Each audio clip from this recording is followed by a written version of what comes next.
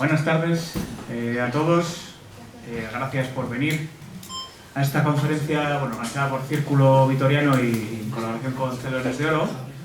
Hoy nos acompaña Jesús Zubiaga, al que me toca presentar, que es un poco complicado porque, habiendo sido mi ex jefe, es un poco complicado, pero bueno, intentaremos. ¿Se puede decir el año? Sí, no querías. Bueno, estoy del año 58, recién jubilado, que lo pillara. Bueno, bibliotecario de profesión, licenciado en Historia, pero bibliotecario de profesión y de vocación también. Y luego, con especialización en biblioteconomía y en archivos. Y bueno, la actividad profesional de Jesús se ha dedicado pues, al mundo de las bibliotecas, desde la parte más baja y más ramplona hasta la dirección de la Fundación Sancho el Sabio, que es donde ha desarrollado toda la carrera. Hace poco decíamos que fuiste el último empleado de la Caja Municipal en jubilarte. O que pertenecía a la Caja Municipal en su momento, ¿no? El último que se ha jubilado el año pasado en agosto, o sea que desde agosto, desde 2010 hasta agosto del año pasado, director de la Fundación Sancho el Sabio. Y pues nada, nos va a hablar hoy del sector del libro, del ámbito de las bibliotecas, desde el punto de vista de ese Vitoria y su punto de vista personal, que tiene mucho que contar después de tantos años de carrera. Así que nada, todo tuyo. Gracias, Rafa. No me voy a vengar, ya no puedo vengarme. Quedaría mal. No, pero ha estado muy bien. Pues gracias a Celones de Oro y al Círculo por la oportunidad, que yo creo que es una oportunidad que debiera de ser más común. Alguien que ha estado mucho tiempo en una actividad, pues que tuviese la oportunidad de contar lo que ha hecho o la experiencia. Además, sin la responsabilidad de seguir trabajando. Quiero decir que lo que decía, la venganza ya no es posible. O sea, que digas lo que digas, no tiene esa repercusión, ¿no? La idea, cuando Jesús Prieto me comentó, y Rafa Resines dice, bueno, pues ahora que llevas un tiempo y para que no te olvides, pues a ver lo que nos cuentas, ¿no? Y me costó encontrar el título, es decir, porque claro, siempre he hablado de la Fundación Sancho el Sabio y tal, ¿no? Digo, bueno, ya no estoy, soy un ex, ya no estoy. Entonces, ¿cuál ha sido tu mundo? Pues mi mundo ha sido el libro y las bibliotecas. Entonces, el mundo del libro es todo un mundo que voy a intentar dar una visión personal. No soy un experto en edición, no soy un autor tampoco de libros, pero sí soy un bibliotecario que al final es el que recoge, digamos, las bibliotecas son las que recogen al final esa producción y que intentan conservarlas y difundirlas, ¿no? Entonces, desde ese punto de vista, pues hablaré un poco de la Fundación Sancho el Sabio, del libro y de las bibliotecas. Y bueno, como me ha presentado Rafa, yo siempre digo que soy vitoriano, no soy nacido en Vitoria, pero pues he pasado pues prácticamente 50 años de mi vida en Vitoria, ¿no? Desde los más 50 y casi 60 años de mi vida, ¿no? Y al final, cuando te dicen que hables de algo, empiezas a encontrar cosas en prensa, en las conversaciones con amigos, empiezas a encontrar cosas relacionadas con lo que quieres hablar, ¿no? Y es curioso porque esta mañana, pues viendo la prensa, pues una noticia venía un resumen de una noticia sobre el concierto que Rosalía dio en Barcelona, ¿no? Y la presentación que hace Rosalía de qué es Barcelona para ella, ¿no? Entonces, me gustó muchísimo la frase y yo creo que también me define, y yo creo que nos define a la gente con tu ciudad, ¿no? Y lo leo porque es que es curioso, como estaba pensando que iba a hablar, pues son cosas que vas añadiendo a lo que quieres decir, ¿no?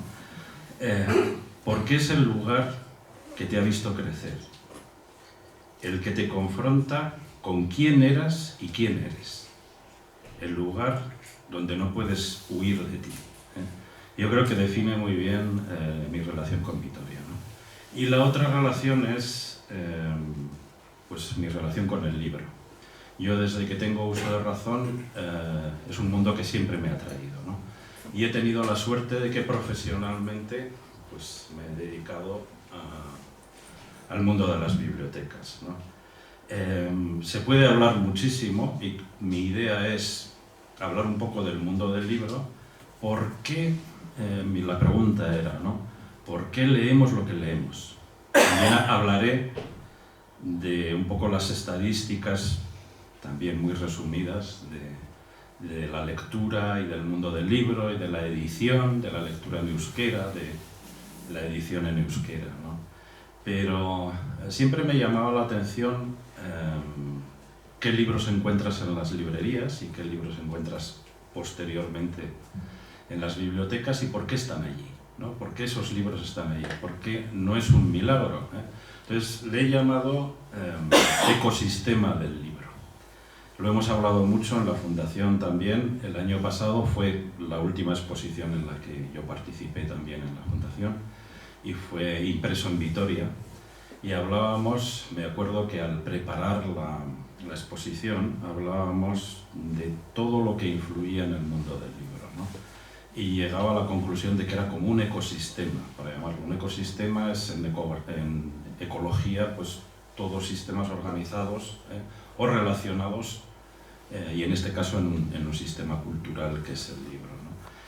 En que un libro llegue a una biblioteca y a un lector, o sea, empieza con un autor, con alguien que tiene o el encargo o las ganas o que quiere transmitir algo, ¿eh? Aquí veo también algún autor, hasta de poesía, que bueno, alguien se decide a escribir, ¿no? Y una vez que tienes el manuscrito, ¿qué pasos das, ¿no? Pues va a buscar un editor.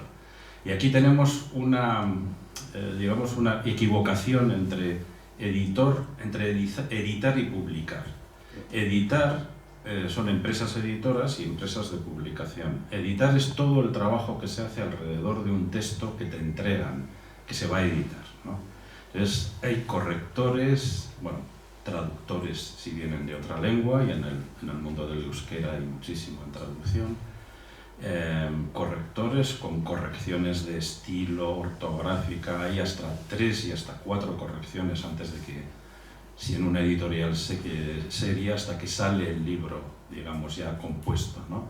Luego está el que hace la maquetación, está todo el sistema de imprenta, y luego la distribución, llega a la librería, la biblioteca y el lector. El lector no solamente de la biblioteca, sino también el que adquiere el libro, ¿no? Todo ese mundo lo puedes, digamos, dividir y hablar de ellos. No soy especialista ni en papel, ni en tipografía, ni en corrección, pero bueno, quería citar que todos esos elementos influyen en que un libro llegue a tus manos, ¿no? Y pues eso, últimamente desde que me hablaron de hacer esta charla, por llamarle charla, pues he ido encontrando libros y cosas que había leído, ¿no? Y me ha llamado mucho la atención, que luego lo comentaré al final,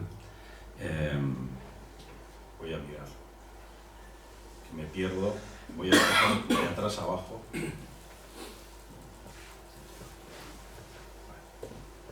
Este libro, Personaje secundario, es de Enrique Murillo, es un editor que ha trabajado en las principales editoriales del país. Lo recomiendo para leer, porque te da idea de por qué un libro acaba en tus manos, ¿no? Y el anterior, El arte de rechazar manuscritos, también de Constantino Bertolo, que es otro editor de otras editoriales también, y lo que hacen es explicar su experiencia en la selección de libros. Para no perderme voy a seguir el orden que había establecido en las diapositivas.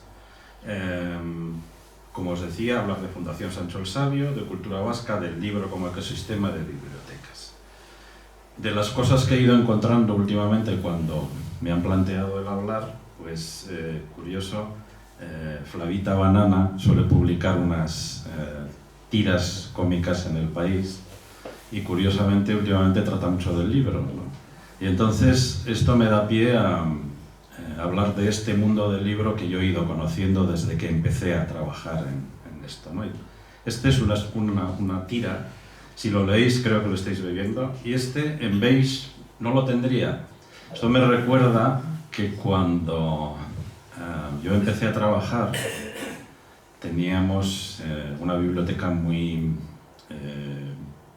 era en la plaza de la provincia y era de un tamaño muy manual, digamos. No tenía todavía un tamaño inabarcable como puede ser ahora, ¿no? Y me acuerdo que mandábamos los libros a encuadernar y en la encuadernación nos decía, dice, mira, pues nos vienen decoradores que nos piden metros de libros para decorar. Entonces los pisos tenían libros, ahora no es un elemento de decoración muy usual, ¿no? Pero me recordaba eso, ¿no? Dentro del comercio del libro, algo inusitado en una época era que te pidiesen metros de libros verdes para decorar, ¿eh? Era curioso. Y otra que también, pues esto es del 13 de abril, también de Flavita Banana, y es curioso, ¿no? El gusano que va atravesando, te hace idea de que es libro antiguo, de que es un libro antiguo, y ya decía yo que me sonaba, este ya me lo comí, ¿no?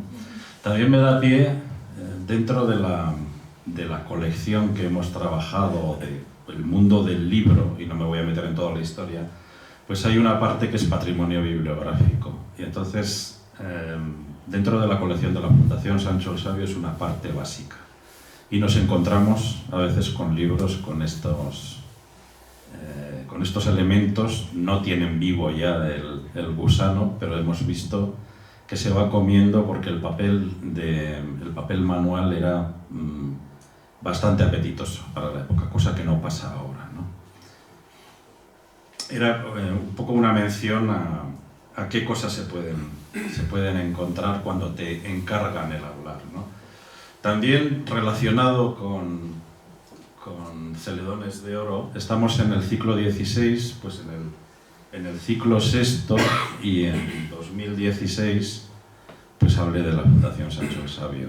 Entonces espero no repetirme con todo lo que dije en esa época, pero, y aquí está Rafa, siempre se encuentran, han pasado 10 años, y siempre se encuentran novedades en cuanto a esa historia, ¿eh? Entonces, bueno, Rafa, que está ahora trabajando en el archivo de la Caja de Ahorros de Vitoria, hace pues prácticamente, pues eran 2 o 3 años que nos depositaron el archivo, los libros de actas y el archivo, lo que ha quedado, digamos, de la actividad de la Caja de Ahorros de Vitoria, la parte de los libros de actas, digamos, de comité ejecutivo o de la gerencia de una época, ¿no? Entonces es un material muy interesante porque es toda una historia de la ciudad y toda una historia de una institución financiera que, bueno, que ha sido básica en la ciudad, ¿no? Y Sancho el Sabio va a nacer en la Caja de Ahorros de Vitoria. Entonces, datos que creíamos y que hablábamos y que yo comentaba en el año 16, pues ahora en el libro de actas se confirman, ¿no? Entonces, Rafa me transmitió, y además he pasado, bueno, es una fotografía de un libro de actas de 1964. Para no repetir mucho, Sancho el Sabio empieza en 1955, se hace la institución Sancho el Sabio, y luego en 1964 surge o se aprueba la creación de como un centro de investigación de Sancho el Sabio. Y aquí viene en el libro de actas todo el planteamiento que va a hacer la Caja de Ahorros de Vitoria, y responde mucho a lo que contábamos. Yo en las visitas que se hacían a Sancho el Sabio pues contaba que en el 64 en Vitoria hay un crecimiento de población por la industrialización y por el modelo de industrialización de Vitoria, al que había que dar una respuesta hasta también a nivel cultural, ¿no? Y la Caja de Ahorros de Vitoria reaccionó. Entonces comentaba que no, en ese momento pues no tenían un sitio adecuado para la gente que quería formarse, que quería investigar o que quería enterarse incluso de dónde estaban, ¿no? Y abren este centro de investigación. En 1964, es en abril de 1964. Y empieza, el objetivo que tiene es ayudar a la gente que quiere investigar, pero en principio no se habla para nada ni de cultura vasca, o sea, quiero decir, no va a ser exclusivo de cultura vasca, y lo que hablan es de un centro de apoyo. En ese momento no hay biblioteca, solamente es, para los que conozcáis de Vitoria, es Plaza de la Provincia, pone 14, pero yo creo que luego cambió al número 13, porque yo empecé a trabajar ahí y era el número 13 de Plaza de la Provincia. Estaba ya nombrado Jesús Olaizola como responsable en esa época y establecen que para quien quiera investigar puede pedir que se adquiera bibliografía o ponen como base, que es curioso, la biblioteca del seminario de Vitoria. Claro, estamos en el 64, en Vitoria estaba la biblioteca pública, que estaba en lo que ahora es el Parlamento, que era el instituto, la biblioteca pública provincial, y luego la gran biblioteca de Vitoria todavía seguía siendo la biblioteca del seminario. Y luego, como veían que los temas no iban a ser tan, o sea, la biblioteca del seminario no iba a tener de toda la temática, lo que admitían era o adquisición de libros a propuestas o préstamos o incluso de particulares que pudieran dejar libros, ¿no? A partir de este texto, en Sancho el Sabio se adquiere, y todavía no hemos encontrado la fecha exacta, se va a adquirir un fondo que es de Antonio Odriozola. Antonio Odriozola es un bibliófilo, yo creo que espectacular, o sea, es conocidísimo en todas las bibliotecas de patrimonio bibliográfico. Era un gran conocedor de la bibliografía vasca. En el año 1925 organizó una exposición con lo que va a ser Eusko Ikaskuntza sobre el libro vasco, aquí en Vitoria, y luego a partir de la guerra es un hombre que va a aparecer, pero solamente en bibliografía de patrimonio bibliográfico. Tiene los mejores estudios pues, sobre toda la bibliografía de patrimonio bibliográfico vasco. Entonces, esa biblioteca, él tiene que ser en el año 64, alrededor del... No hemos encontrado todavía la fecha exacta, ¿no? Él se traslada a vivir a Pontevedra y la biblioteca no le va a entrar en su nueva casa, ¿no? Entonces la Caja de Ahorros de Vitoria le adquiere esa biblioteca. Y va a ser el núcleo de lo que va a ser luego la Biblioteca Vasca, que es lo que contaba con este documento en la otra conferencia, ¿no? A partir de ahí está Jesús Olaizola, ya empieza otra de las bibliotecas que se adquiere, es de Ogracias Estavillo, se va completando y Jesús Olaizola va adquiriendo todo lo que en ese momento se publicaba sobre cultura vasca, porque lo que comentábamos, ese aumento de población y ese interés que había sobre la temática o sobre la cultura donde has venido a vivir, pues se encontraba en Sancho el Sabio, ¿no?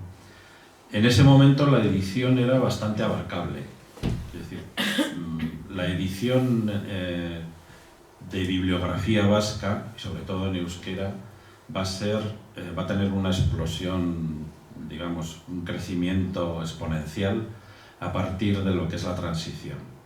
En los años 80 ya empieza, y a partir de los años 80, y sobre todo con la administración vasca, se va a potenciar muchísimo la edición. Quiero decir que la sede que teníamos en la calle Diputación, en la Plaza de la Provincia, ¿no? Abarcaba todo lo que se había, o se intentaba, todo lo que se había publicado hasta el momento, ¿no? A partir de los años 80 ya el espacio y además el espectro de todo lo que se iba recopilando cambió muchísimo, ¿no? Entonces va a estar, como el resumen, en Sancho el Sabio, en la Plaza de la Provincia. Vamos a estar hasta 1989, principios del 90. Nos trasladamos al Palacio de Zulueta, que es la segunda sede de la Fundación Sancho el Sabio, desde el 90 hasta el 2009. Y desde el 2009 hasta hoy estamos en Betoño, ¿no? Estas tres sedes han coincidido con tres direcciones. Jesús Olaizola estuvo hasta el traslado, luego siguió con nosotros, pero ya no estaba en la dirección de la Fundación hasta el traslado a Zulueta. Luego estuvo Carmen Gómez, que estuvo pues hasta 2010, y prácticamente cuando estamos en Betoño empieza mi época hasta 2025 y sigue, ¿no? Ahora mismo la dirección la ocupa Cristina Gareta. Voy a hablar un poco en este ecosistema de libro en que nos movemos, ciertos datos que pueden llamar la atención, para que nos hagamos una idea de qué vamos a encontrar en las bibliotecas y justificación de las bibliotecas. Esta diapositiva la pongo porque es llamativa, ¿no? El comercio del libro, vamos a las librerías y hay ahora como una explosión de novedades, ¿no? Pues curiosamente 2/3 de los libros no venden más de un ejemplar. Estamos hablando no lo que vais a encontrar en las librerías, o sea, la edición, y luego veremos cifras de edición, más o menos se editan en España anualmente unos 90.000 títulos. El micro que le has dado. ¿Ah, que no? Lo has apagado. ¿Ya he apagado? Ahora. Disculpad. Sí, en España se editan más o menos 90.000 títulos al año. Pues de esos 90.000 títulos, el 49% no vende ni un ejemplar. Un ejemplar el 13%, de 2 a 10 ejemplares el 19%, de 11 a 100 ejemplares el 13% y más de 100 ejemplares el 5%. Quiere decir que solamente un 5% de los libros que se publican tienen una difusión, digamos, aceptable.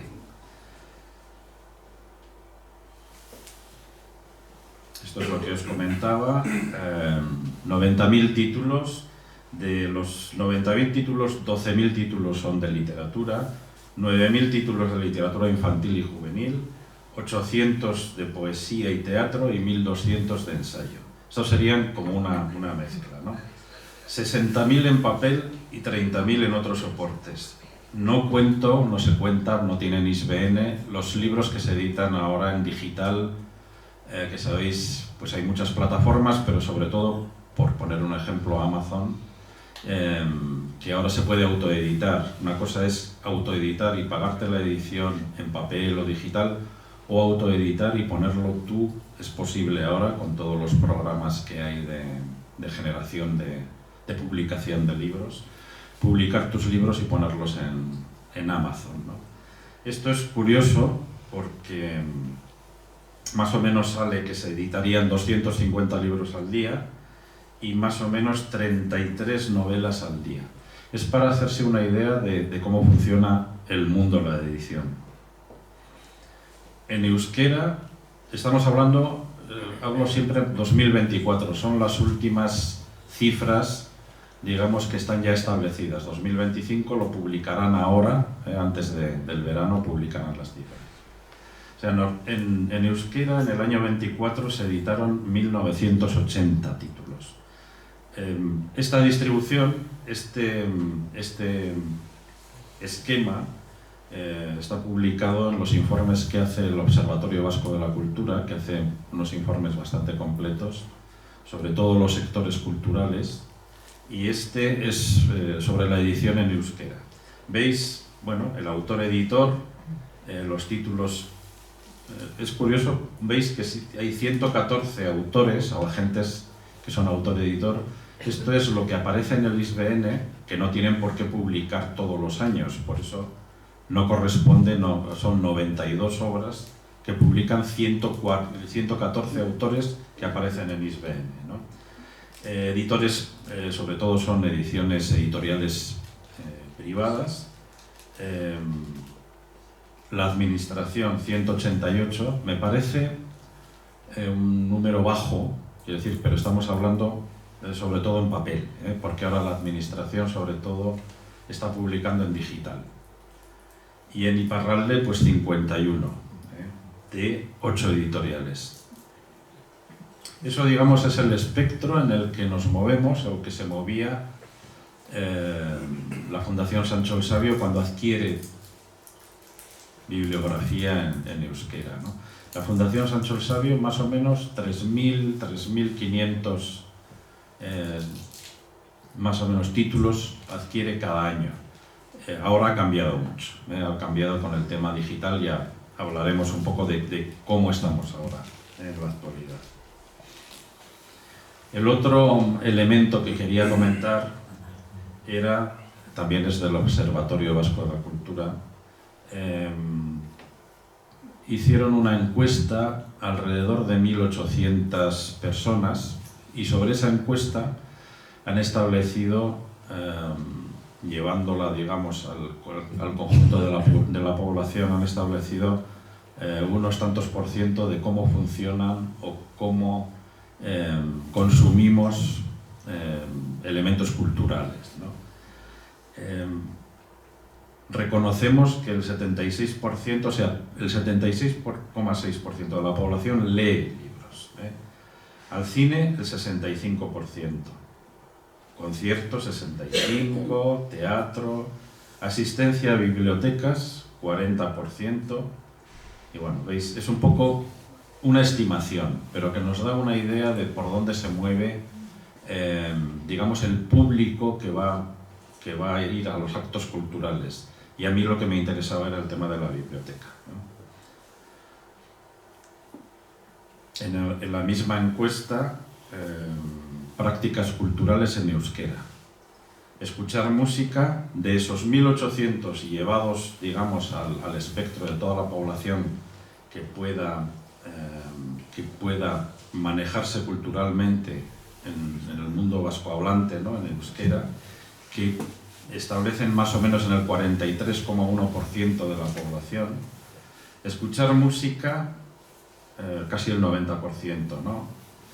Teatro 16%, cine 15%, y que priorizan la versión en euskera siempre que esté disponible. Y la lectura es el último lugar, O sea, la lectura en este mundo de consumo cultural en euskera, más o menos el 10%. En España, el 70%, veis la comparación con el mundo en el euskera, el 65% por ocio, el 25% por trabajo, lectores frecuentes un 51% y los no lectores un 34%. Este es un poco el espectro en el que nos movemos. Bueno, hablando de biblioteca, es una definición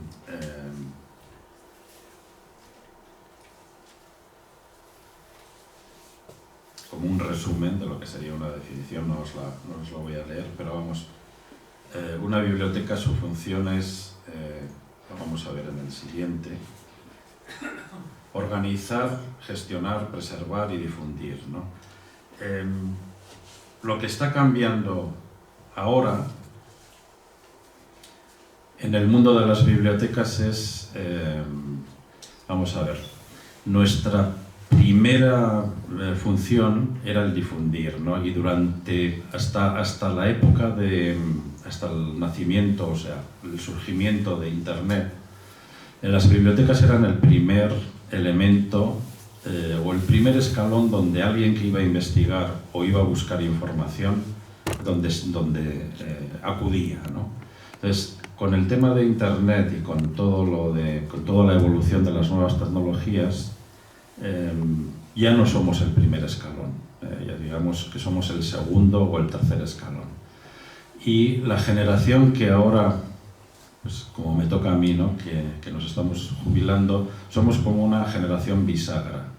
Hemos conocido lo que es la biblioteca anterior a la biblioteca digital, la analógica, y ahora hemos estado desarrollando la biblioteca digital, y ahora nos llega la nueva tecnología que se hablará en todas las conferencias, y que hoy había otra conferencia también de la inteligencia artificial, ¿no?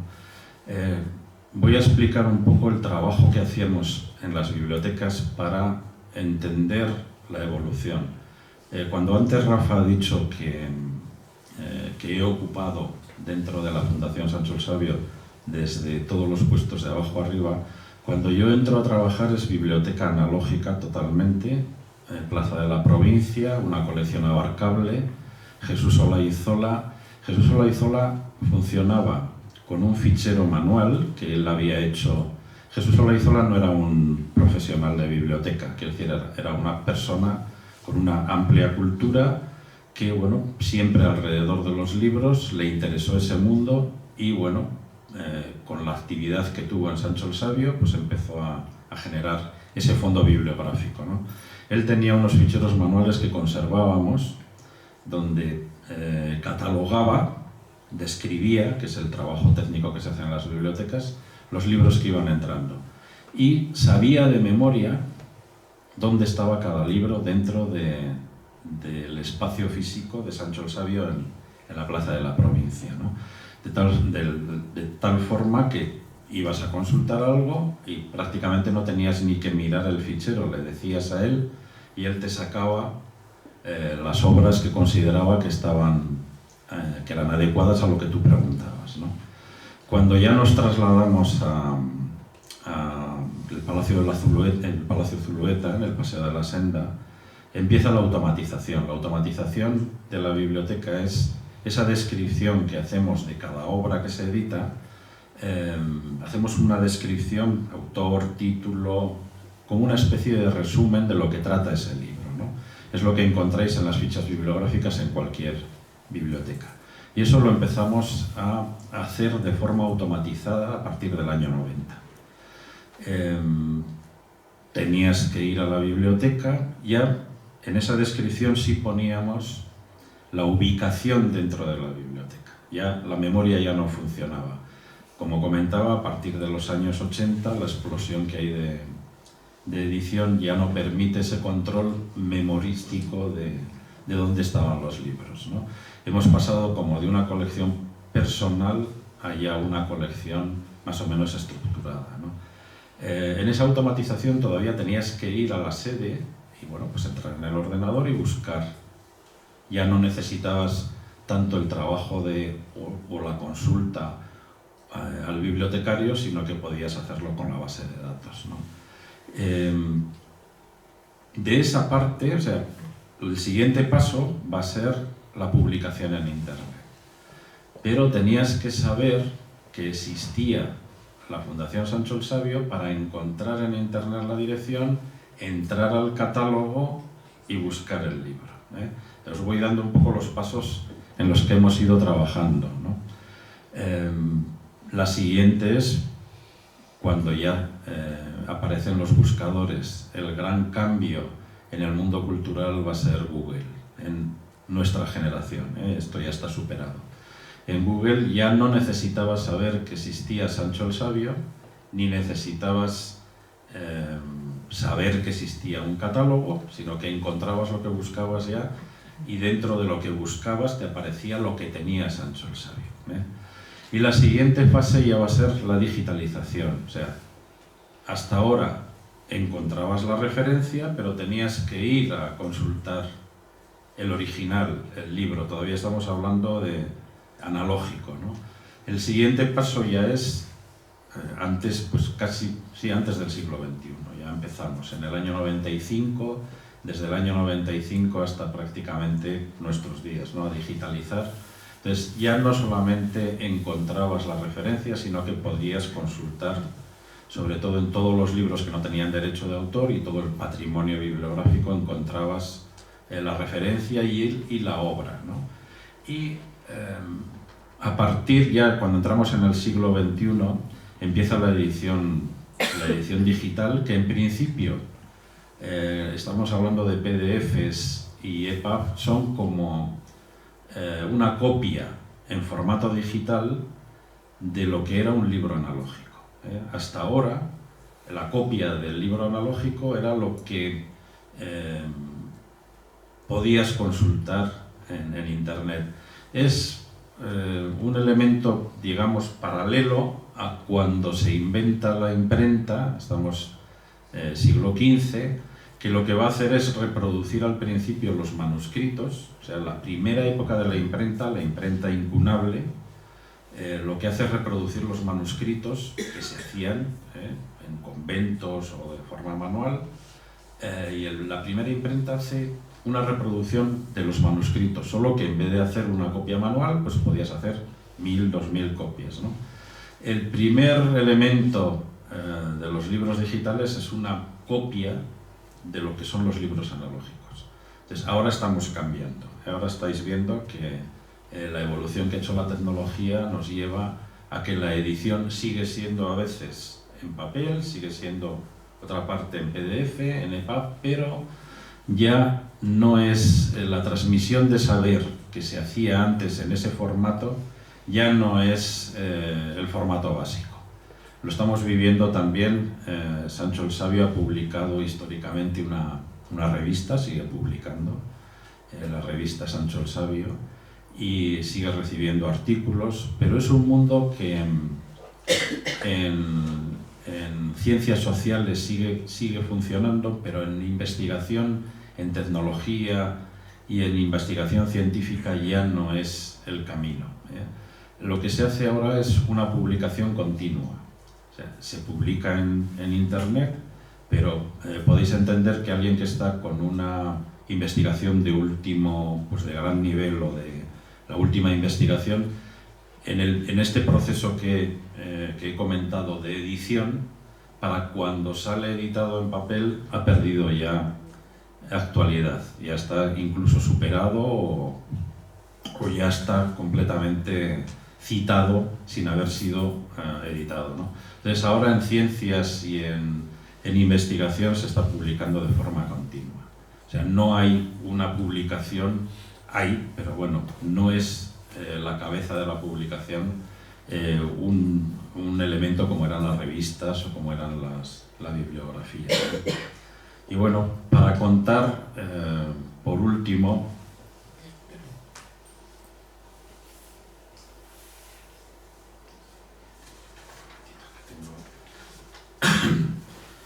cómo funciona la edición y cómo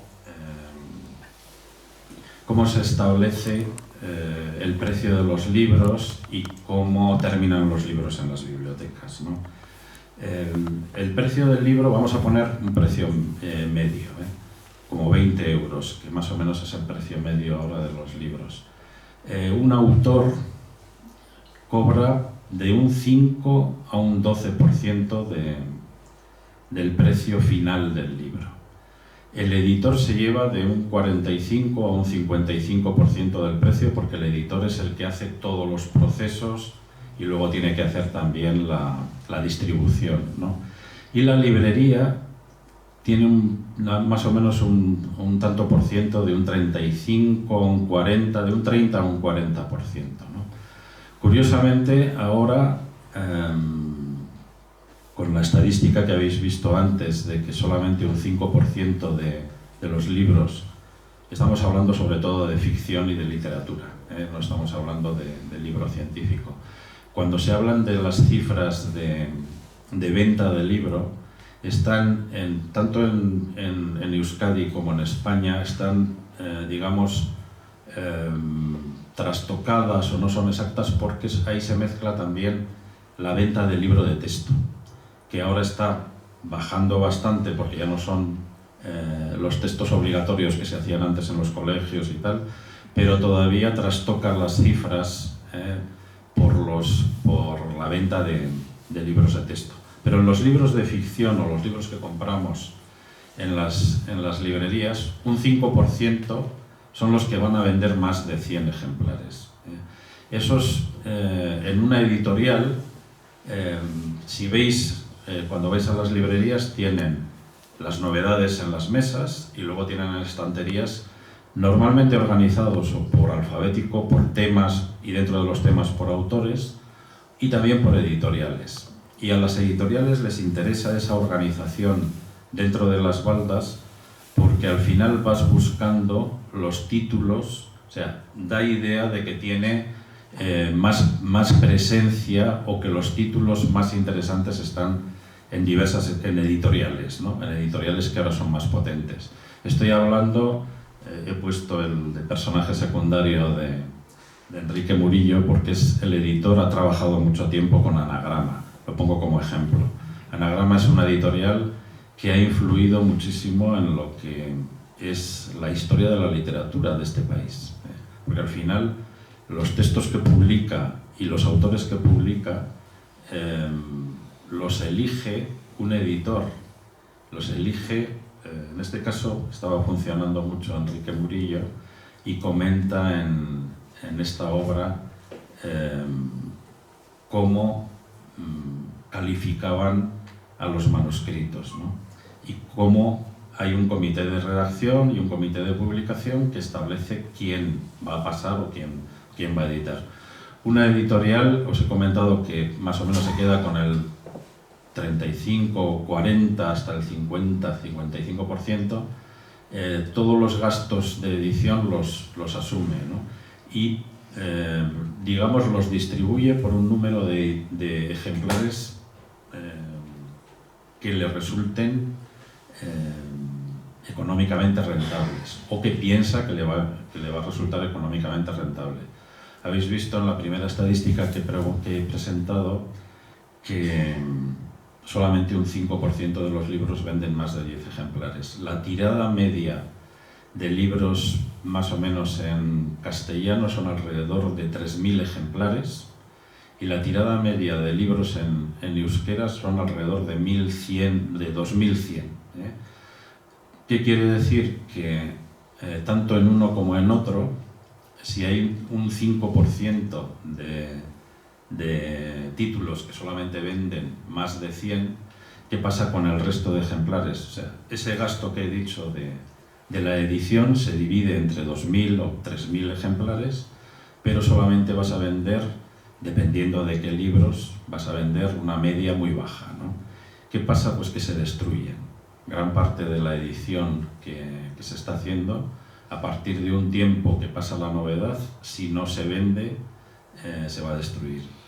Y la rentabilidad de las editoriales está en sacar muchos títulos, poner muchos ejemplares, y si alguno de digamos, las publicaciones tiene éxito, estamos hablando, pues ahora veis El infinito en un junco, una de las ediciones últimamente, ¿no? De Irene Vallejo, pues lleva 40 ediciones. Ese libro, el gasto de edición del libro, en la primera edición ya está cubierto. A partir de la primera edición es cuando empieza a tener beneficios. Cuando vendes 40 ediciones, el editor ha salvado bastante tramo del año fiscal con uno de los títulos, ¿no? Es una idea de lo que es el mundo editorial y los problemas, ¿no? Los problemas que puede dar. Lo que llega a la biblioteca no es ese 5%. Lo que llega a la biblioteca normalmente intentamos, en el caso de Fundación Sancho el Sabio con el tema de cultura vasca, intentamos adquirir todo lo que se edita, o lo intentamos, ¿no? O todo lo que nos enteramos de que se edita. No significa que vayamos a adquirir solamente las obras que tengan mayor difusión. ¿Qué pasa en la biblioteca? Nuestros sistemas de consulta también establecen los libros más usados y los libros más leídos, los menos leídos. Y no hemos hecho un cálculo exacto, pero yo creo que más del 70% de los libros que adquirimos no se han leído nunca en las bibliotecas. En una biblioteca pública, esos libros que no se leen, cuando el espacio empieza a escasear, pues se hace un expurgo, y el expurgo de los títulos se suele establecer por los menos usados o por los que ya han perdido actualidad. Os podéis imaginar, pues, libros de tecnología de hace 10 años pues ya no tienen la actualidad y se eliminan, ¿no? Pero libros no utilizados que se van viendo pues en un centro público los van eliminando. En la Fundación Sancho Savio no hemos hecho nunca expurgo. O sea, estamos en ello, dice, no. Es una colección acumulativa. O sea, es una colección que habla de una cultura y que intentamos un repositorio o un centro de memoria de una cultura que no va a eliminar nada. No significa que porque no se consulte una obra vayas a eliminarla, ¿no? Entonces lo que podéis entender es que esa colección está formada como por estratos anuales de todo lo que se ha conseguido y todo lo que se ha intentado recopilar, ¿no? Ahora mismo, en esas fases diferentes de la biblioteca, en la época de la Plaza de la Provincia, el fondo se componía sobre todo de monografías y de publicaciones periódicas. En Palacio Zulueta ya empezamos a recopilar material gráfico, bastantes carteles, pegatinas, material efímero, porque a partir de los años 80 no se entiende nuestra cultura sin ese tipo de soportes también. Eso lo que va cambiando es la composición del fondo y también el trabajo técnico del fondo, ¿no? Lo que comentaba antes, 3.000, 3.500 títulos, pero podrían entrar pues 9 o 10.000 elementos de materiales gráficos y a partir del siglo XXI las ediciones digitales ya son incontables, ¿no? Nosotros, nuestra profesión, o sea, la profesión de bibliotecario, ya estaba, yo creo que intuía que tenía que aparecer una tecnología que nos permitiese controlar lo que se edita o lo que se produce culturalmente con una herramienta muy diferente a la que nosotros estábamos utilizando. O sea, la tecnología en cuanto a los centros de documentación o bibliotecas o archivos va muy por delante de lo que es la realidad. Nosotros todavía estamos trabajando con programas informáticos que nos permiten describir, pero ya estamos visualizando que es imposible el controlar todo lo que se produce con los sistemas que tenemos y con nuestra forma de trabajar. Una persona trabajando en una descripción bibliográfica o de archivo o de cualquier elemento tipográfico o cualquier elemento tipológico de los fondos de una biblioteca, puede, dependiendo un poco de la complejidad, pero hay una media de 10, 15 registros al día. 15 registros ya es mucho.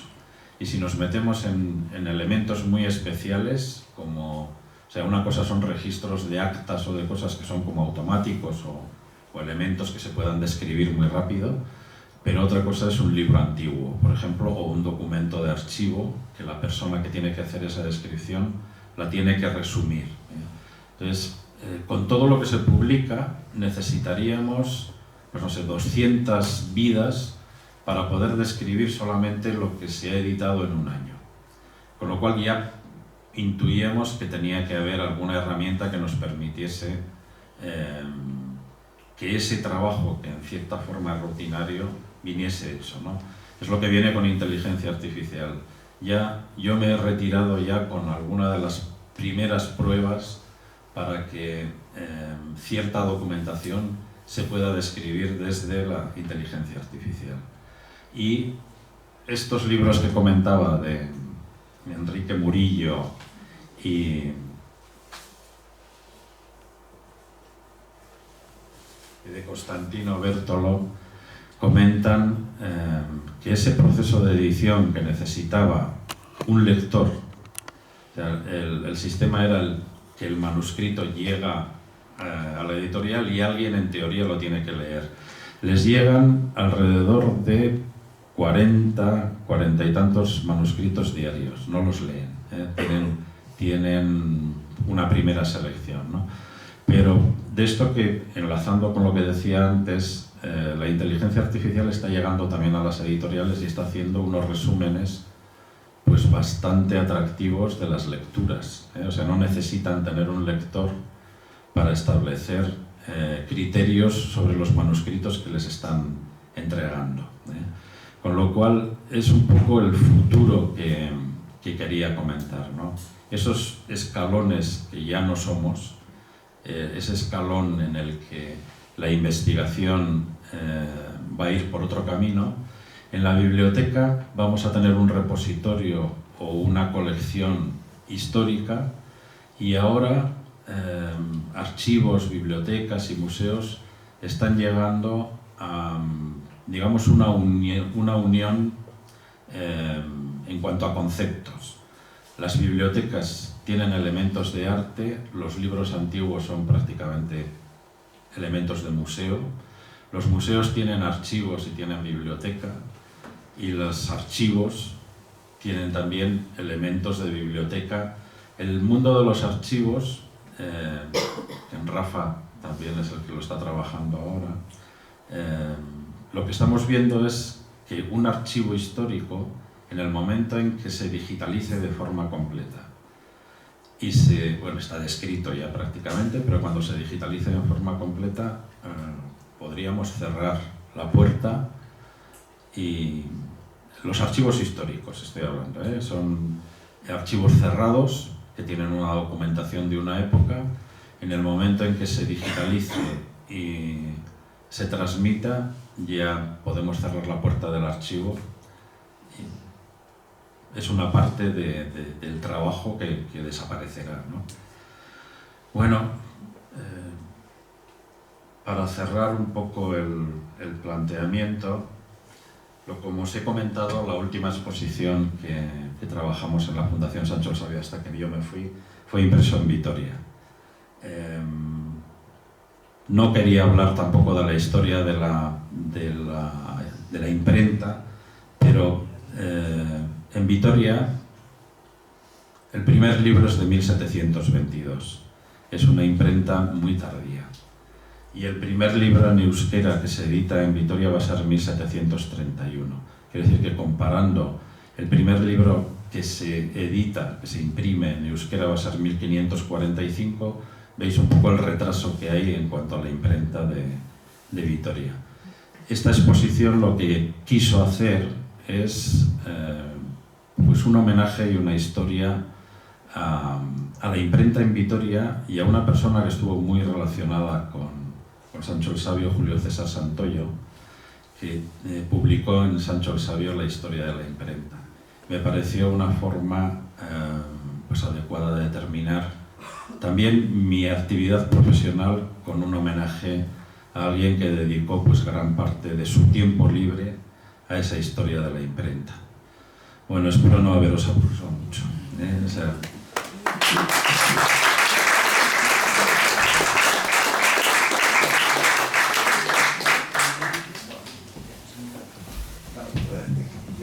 Sí, funciona. Bueno, sigue aquí. Bueno, gracias Jesús. No sé si felicitarte o llorar por las estadísticas que nos has puesto. Esto de los libros o sea, los libros que venden más de ejemplares, ¿no? Que al final es una parte ínfima de lo que se publica. Y sin más, si tenéis alguna pregunta, encantado, Jesús, ¿no? De responder, imagino. Sí. No sé si funciona el de mano, a ver, para que lo pasen si hay alguna pregunta. Sí, ahora sí. Venga, listo. ¿Alguna pregunta? ¿No? ¿Sí? ¿No? ¿Todo clarísimo? ¿No? Oye, yo tengo... Sí, como están grabando, si no, no se va. Sí, buenas tardes. Yo tengo una curiosidad respecto de las ediciones. ¿Qué número abarca cada edición? ¿En qué se basa o cómo se rige ese número? Si hay algo oficial institucionalizado para regularlo. Esa es la pregunta. ¿Te refieres al número de ejemplares? Eso, sí, sí. Bueno, es un mundo, ya he comentado que no soy un especialista en el mundo de edición, pero ese es el gran problema, bueno, tú como eres autor también, pero el gran problema de los autores con las editoriales. Saber exactamente el número de ejemplares que vende la editorial, porque el autor cobra royalties y cobra por cada ejemplar que se vende, en teoría. Entonces, al final de año las editoriales tienen que hacer una liquidación y le tienen que decir a los autores pues lo que han vendido de cada título y pagarle la parte correspondiente. Y ya veis que los datos, me he liado un poco a hablar y creo que os he aburrido con el tema, pero los gastos en edición, lo que he comentado al principio, los importantes son en la primera edición, donde tienen que pagar si hay traducción, maquetación, pero una vez que está hecha la primera edición, la segunda, tercera, cuarta, tal, es un beneficio total para la empresa editora, ¿no? Y esa empresa editora no cambia el tanto por ciento, no le dice ahora al autor, en vez de pagarle un 6 o un 10%, le voy a pagar un 20%, no, le sigue pagando lo mismo, ¿no? Y cubre, con ese beneficio, cubre todos los gastos de otros libros que no tienen ese éxito, ¿no? Si han vendido bien la primera edición, pues puede hacer, imagínate, la media son 3.000 ejemplares, puede hacer 6.000, 10.000, 15.000. El mundo editorial es un riesgo, es una empresa, asumen riesgos. Entonces, cuando estamos hablando en general, pero cuando se habla de una edición de un autor, imaginaros, pues no sé, Javier Cercas, ¿no? Que saca un libro, entonces se le paga antes, o sea, le hacen un adelanto bastante potente, se supone, ¿no? Para que escriba el libro. Además, a veces son libros encargados, y pueden hacer una edición pues de 25.000 ejemplares, se la juegan. Normalmente pues hacen una campaña editorial potente y entonces lo sacan, pero a veces pues se han llevado sorpresas. Yo recuerdo, es una idea que quería transmitir, o sea, ¿qué es lo que leemos? Pues alguien ha establecido lo que leemos, y yo, leyendo las memorias de Enrique Murillo, veía que gran parte de los libros que he leído pues en mi época lectora los había elegido él. Era curioso, digo, porque claro, te va hablando en la memoria él estaba en Anagrama, y en Anagrama pues hay una edición en novela muy potente y de traducción también de novela, ¿no? Entonces digo, ¿por qué he encontrado estas cosas en las librerías? Pues porque Enrique Murillo es el que había establecido el criterio, ¿no? Pues Enrique Murillo hablaba de que en una época, claro, digamos, el éxito editorial era salir en una reseña en El País.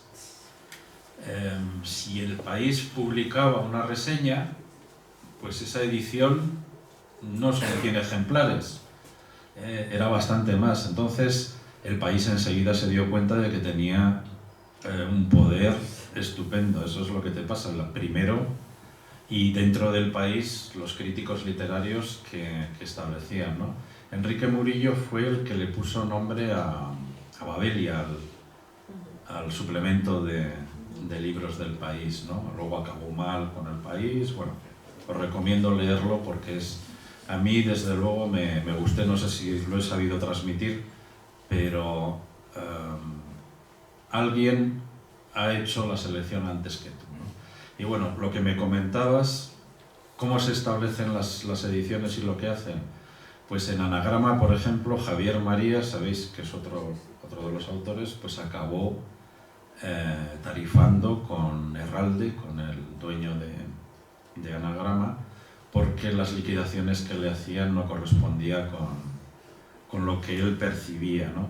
Ahora el ISBN y una organización nacional establece más o menos, hacen un recuento en las librerías, y la organización de las librerías más o menos establece el número de ejemplares que venden, con lo cual los autores saben aproximadamente lo que puede ser, y entonces intentan presionar al editor, ¿no? Pero muchas veces el editor edita mucho más de lo que te dice, porque no hay un control. Puede decir, si el libro tiene éxito, en vez de 20.000, imagínate que hace 30.000, 10.000 que no existen, digamos, para el autor, ¿no? Y él lo sigue, porque es difícil, o sea, el control lo tiene el editor, ¿no? Y bueno, no sé si te he respondido a... De que es un número aleatorio. Por interés, sí, depende. Es el gran problema entre editores y autores. Y en el mundo de euskera, pues es un mundo muy especial de edición. Es decir, que históricamente aparece muy tarde, como hemos comentado, o sea, la edición aparece tarde. El libro, pues prácticamente hasta el siglo XIX, sobre todo, es de temática religiosa, y ahora tiene un gran interés en lingüística, pero no un gran interés en lingüística, pero no en temática, digamos, ¿no? Y luego hay un corte, digamos, en la guerra civil, y luego va a haber un resurgimiento los años 60, en el 68 es cuando aparece el batúa, cuando se unifica el euskera, y empieza a haber ya, como digamos, una edad de oro de la edición en euskera. Pero en euskera las cifras de venta y las cifras de lectura y tal también están trastocadas por el tema de la enseñanza y por el tema de los libros de texto. O sea que hay, en resumen, un autor de libros en euskera, pues hay muy pocos que puedan vivir de su profesión. Si ya en español, con todo el mercado hispanoamericano y tal, es difícil, o sea, hay un número de autores que cada vez más reducido, que puedan vivir de esa profesión, en euskera es más difícil, ¿eh? O sea, normalmente tienen otras profesiones y a la vez escriben, ¿no? Estuvimos hace poco con Bernardo Atxaga, y Bernardo Atxaga comentaba eso, ¿no? Que él había tomado la decisión de vivir, estudió económicas para entendernos, pero tomó la decisión de vivir de la escritura. Dice, bueno, pues es difícil, y es la cabeza, o lo que yo considero la cabeza de la edición en euskera, ¿no?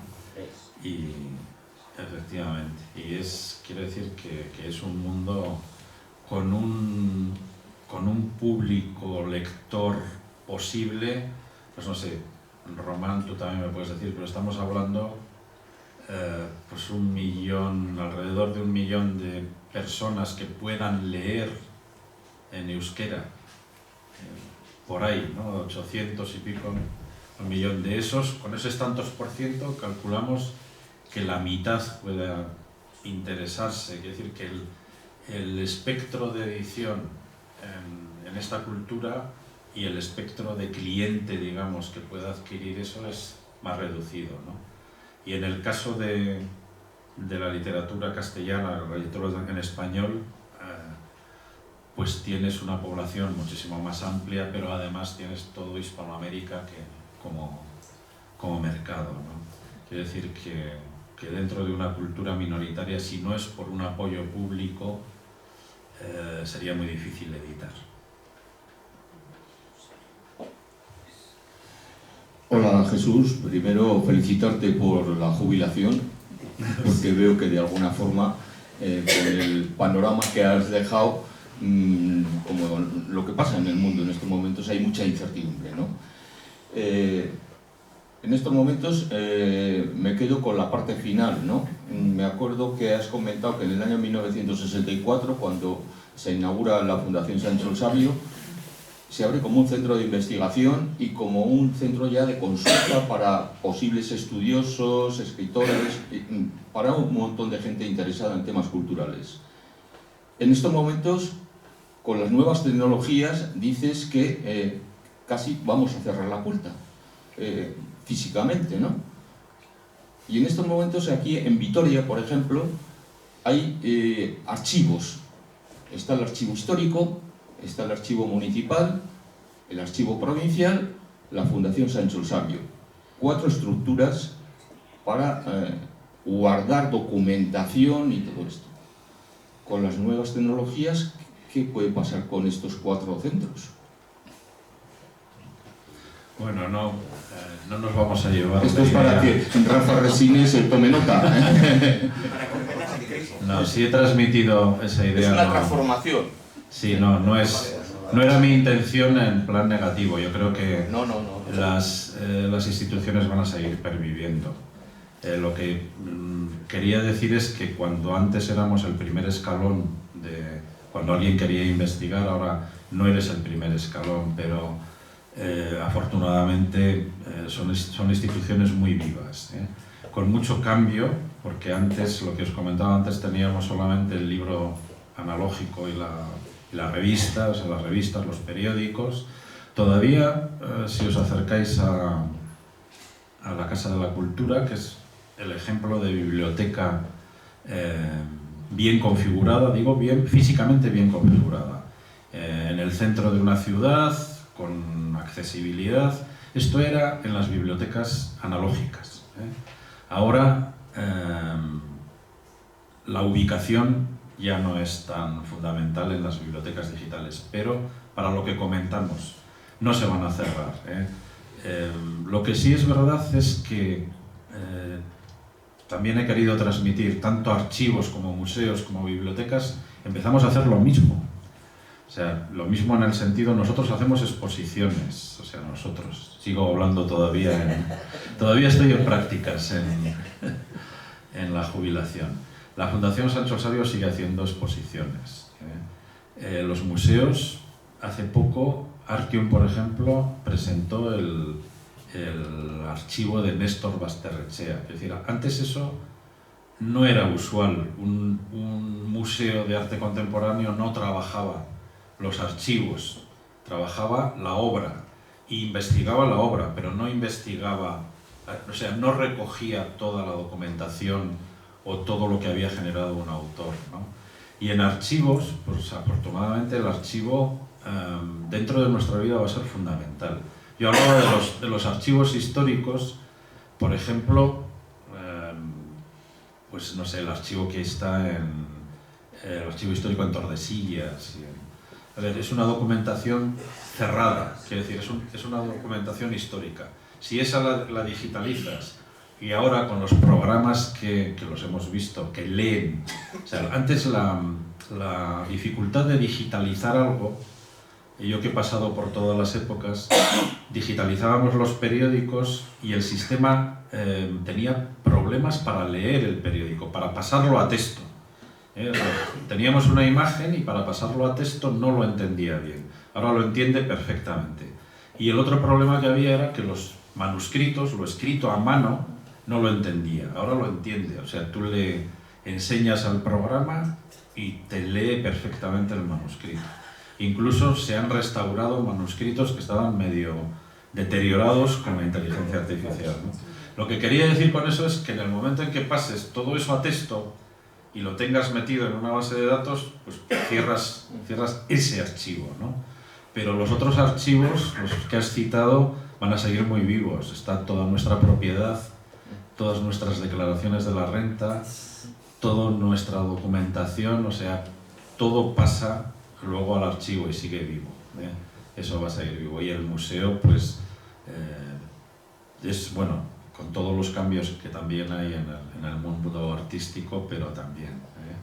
Lo que sí quería transmitir es que técnicamente el trabajo que hacen los técnicos y tal cada vez es más uniforme. Cada vez, antes era muy diferente el trabajo que hacía un archivero del trabajo que hacía un bibliotecario y el trabajo que hacía un técnico de museos, ¿no? Ahora hay muchas cosas que se comparten y de hecho nuestra forma de acceder a la cultura, que ya preveíamos con el tema de la inteligencia artificial, es que si tú vas buscando información sobre un tema en concreto, te salga absolutamente, imaginaros, pues no sé, sobre Vitoria, ¿no? Y te saldría la documentación histórica de Vitoria, las publicaciones sobre Vitoria, películas sobre Vitoria, fotografías sobre Vitoria, todos los carteles, autores, personas, o sea, que puedas tú discriminar, pero no tengas que ir a buscar la documentación histórica a un archivo, las fotos a otro. Por ahora todavía no hemos llegado a ese elemento, pero va camino, ¿no? Pero no van a cerrar. ¿Alguna preguntilla más? ¿No? ¿Nada? ¿Todo clarísimo? Yo después de esto, ya que cerramos el archivo, pues nada, muchas gracias a todos por venir y nada, muchas gracias Jesús por habernos dado esta charla.